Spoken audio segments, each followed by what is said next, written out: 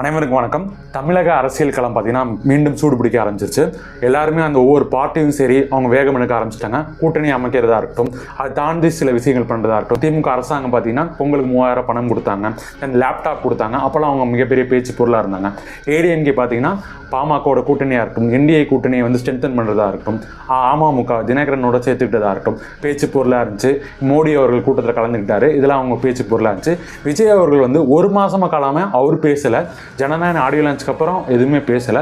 But Jananayagan ரிலீஸாக இருக்கட்டும், அது postpone பண்ணதாக இருக்கட்டும், சென்சார் இஷ்யூ, சிபிஐ என்கொயரி, இந்த மாதிரி அவர் சுற்றி அவர் பேசினாலும் கூட அவர் சுற்றி எல்லாருமே அவரை பற்றி பேசிகிட்டு இருந்தாங்க. அவர் மையமாக வச்சு தான் பேச்சு பொருளாக இருந்துச்சு. தினந்தோறும் செய்திகள் வராத நாளே இல்லை. அப்படிப்பட்டவர் இன்னைக்கு ஒரு மாதம் கழிச்சு தாவேகாவோட செயல் வீரல் கூட்டத்தில் பேசியிருந்தாரு. மிகப்பெரிய பேச்சு பொருளாக இருக்குது. ஒரு நல்ல ஒரு ஸ்பீச்சை கொடுத்துருந்தாரு.